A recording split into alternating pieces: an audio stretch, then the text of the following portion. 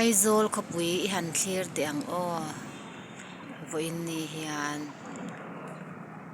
so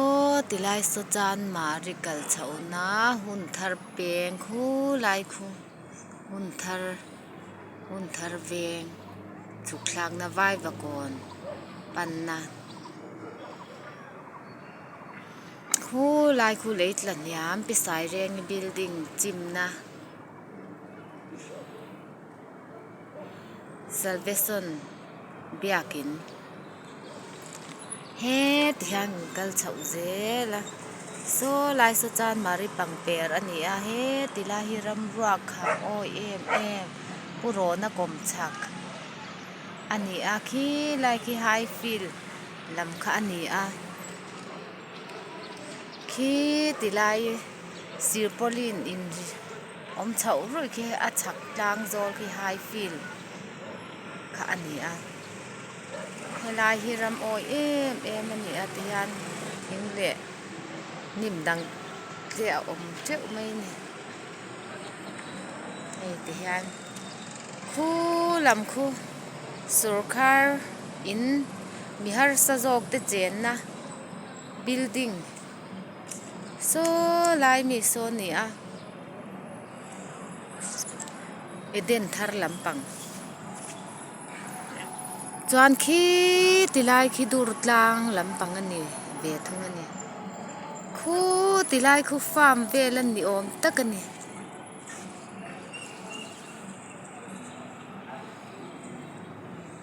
farm vel in om na khu lai mual te khu eden thar mong thla kha nia chuan khu tilai khu rang va mual leitla hniam thlang so tilai so zo hnuai ma na in chim vak na kha nia so tilai so es phai leng kal kong rang va mual kong khu tilai vel khu terminal truck lian din na phun chong he tilai building min le atu hi roman biakin ani a tang kan kal phei ze langa Aizawl khopui fangang mun khata tang hian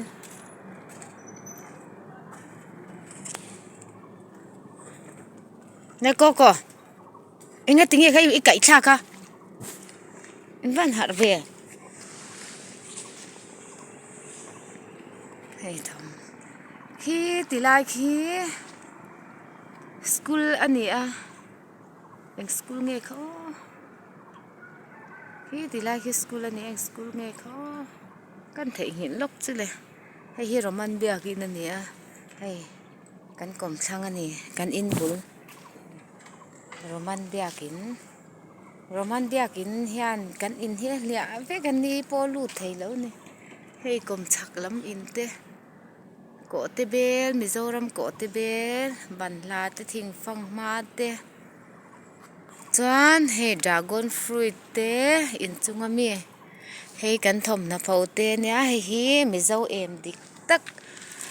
chi pui mi nia amoi em ani mizo em nal lutuk em ping em pai hei ka marcha pikul ka marcha te hi hei hi marcha te sin berchi khani ti hian nakina tui takin kan ai meidon ni atui em ani marcha hi tui thei lutuk hei hi chu pikul so ta son ka baka marcha chu he lai bel hi ka baka ni lal bukite u naw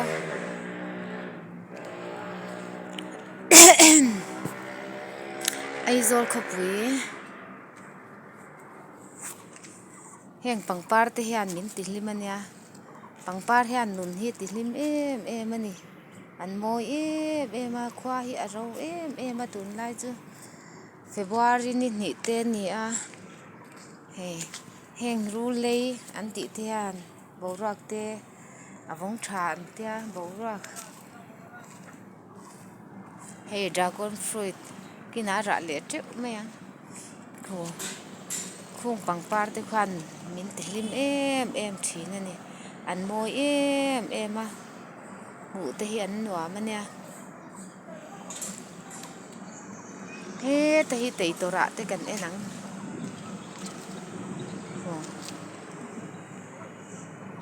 teitora khuin mu thei chuan a bor lup mai pangpar kara khu atui don te ni then om te teitora hei mizoram ko te bel hi adu tan chuan atui hle ni khu kan kom thlang so tilai se zo tlang pan na luang mual lam kalkong tan hril kong Aizawl hi mu hi alo nuam ani khopui mu hi lam tlang te kan han la ze langa khi tilai khianin zarkot chwa chhona oma zarkot akan chwak chho thin ani Aizawl khopui so tilai so presbyterian biakin omna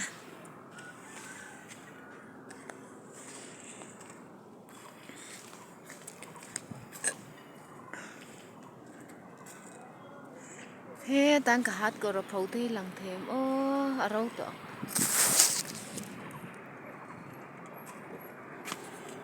thom na phau te hi nuam ania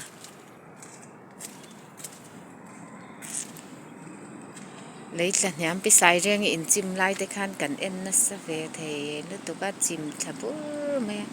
khu in khom bang haute lung a leng hle mai vo in hian boruak anuam bok sia